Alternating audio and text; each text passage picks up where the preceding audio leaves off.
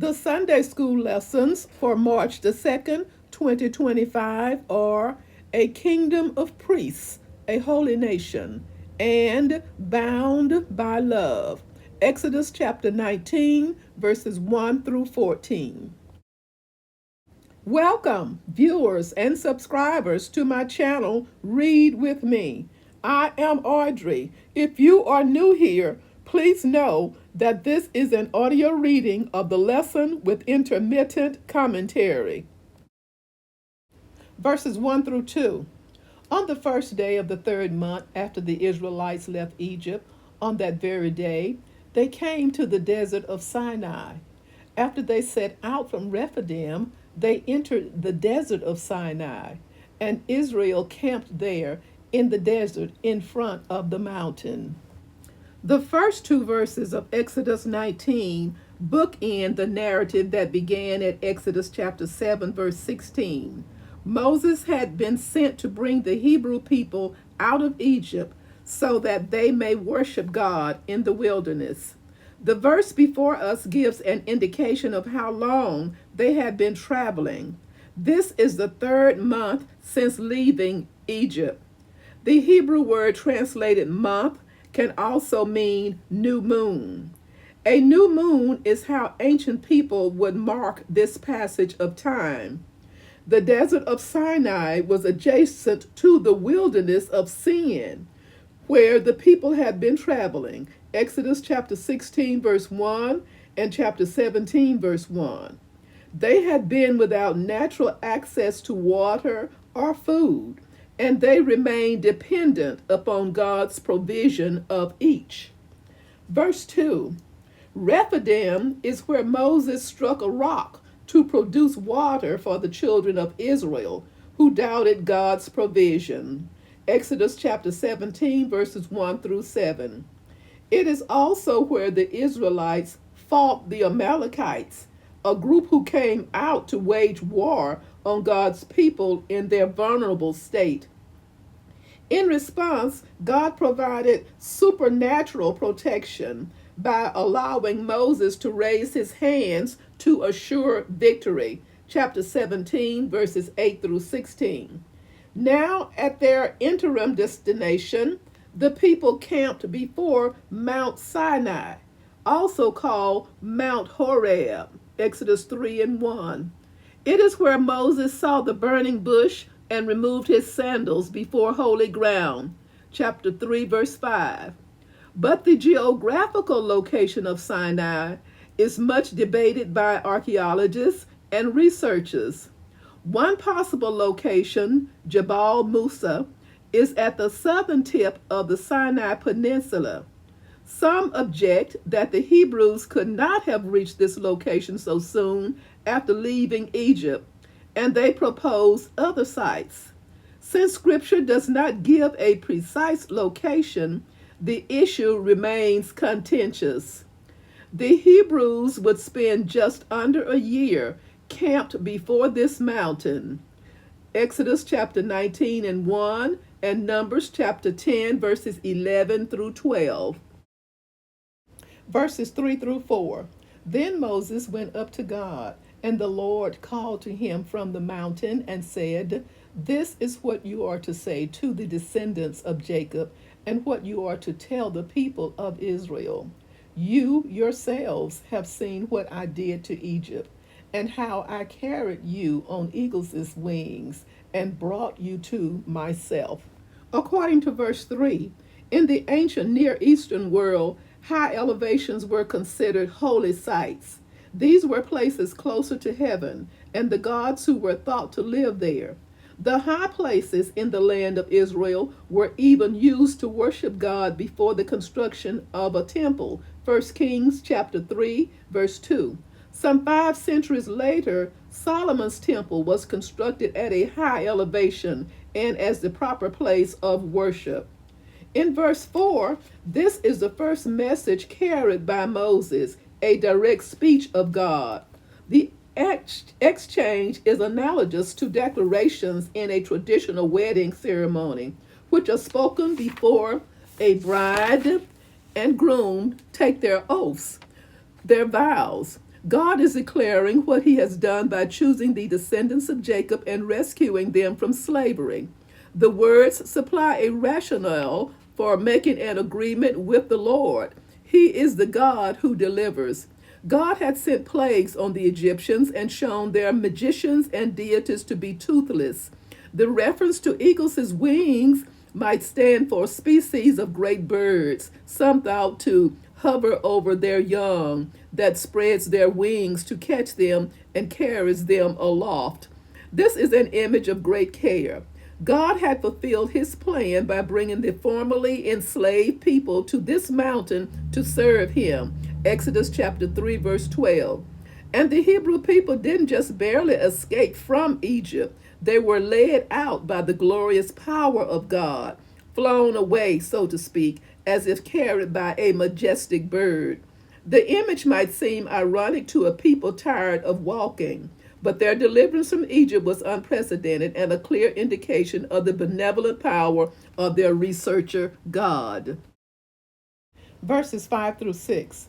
Now, if you obey me fully and keep my covenant, then out of all nations you will be my treasured possession. Although the whole earth is mine, you will be for me a kingdom of priests and a holy nation. These are the words you are to speak to the Israelites. In verse 5, the speech continues with a conditional statement, a way of explaining the logic of covenant. God is the initiator of a covenant, just as he made a covenant with Abraham. Covenant is part of his plan to bring blessing to the world. Typically, covenants were agreements between two parties, usually humans or nations. The promise is that if the people hold up the requirements of the covenant, then out of all nations you will be God's treasured possession. Israel's obedience would set them apart from all the world. God's claim of ownership of the whole earth justifies his particular election of Jacob's children. In verse 6, the holy status that the Israelites received was not intended just for their personal benefit, but ultimately for the benefit of the world as a kingdom of priests. This rationale is also discussed in the first century when Jesus told the Samaritan woman, salvation is from the Jews. Likewise, the Apostle Paul acknowledges the privileged position of Jewish people. They have been entrusted with the very words of God. Moses had been modeling a mediating role for God's people as he accurately reported the words spoken by God all along. The description, a royal priesthood, a holy nation, is valid for God's people of the new covenant, 1 Peter 2 and 9. Unlike the Sinai covenant, which would be repeatedly broken, the redemptive work of Jesus offers Christ's followers a new covenant. Jeremiah 31, verses 31 through 32. Verses 7 through 8. So Moses went back and summoned the elders of the people and set before them all the words the Lord had commanded him to speak. The people all responded together, "We will do everything the Lord has said." So Moses brought their answer back to the Lord. In verse 7, we see that Moses was a faithful servant because he relayed all that God had told him. The text does not say whether Moses used a form of writing when he set before them all the words of the Lord had commanded him to speak. But in Exodus chapter 20, verses 1 through 17, Moses will relay 10 words, also called the 10 Commandments. The verse before us anticipates what Moses shall be doing by bringing down commands of God, commands that corporate Israel were expected to follow. Moses gave them to a chosen group of elders, which was much more practical than trying to communicate with thousands of people all at once. The representatives were expected to relay the information to everyone.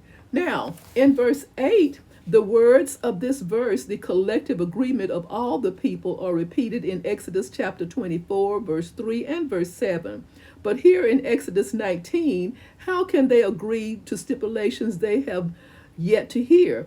This is a common question, one even raised by ancient Jewish rabbinical interpreters. One possibility is that the people agreed to and accepted God's offer of covenant even before they were told its requirements. Exodus 19 through 20 gives a clearer description of the covenant. Under that reading, the people's response did not conclude or seal the agreement. Instead, it shows Israel's eagerness to follow whatever God would have them do.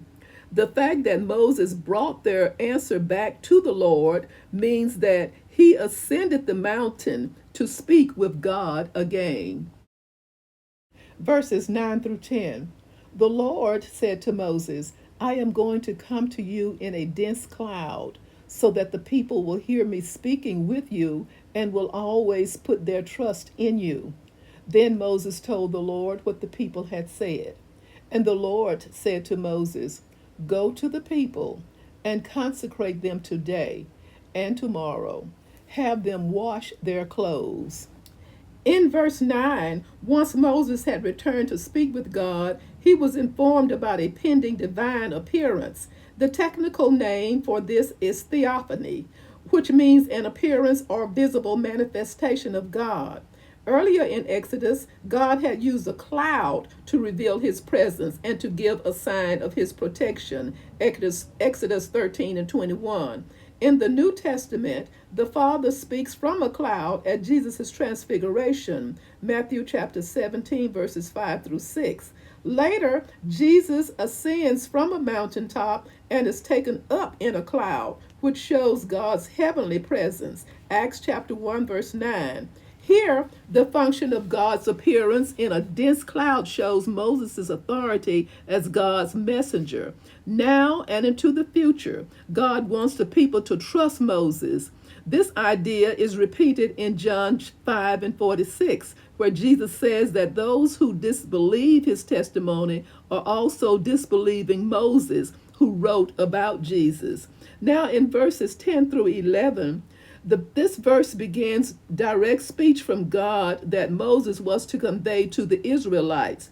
They must be correctly prepared to receive God's presence. The command to have them wash their clothes forms an inclusio with Exodus chapter 19 and 14. 2 days will be the length of this preparation, and the command to consecrate is of the same root as holy in 19 verse 6. The verb means to transform someone into the state of holiness or to dedicate.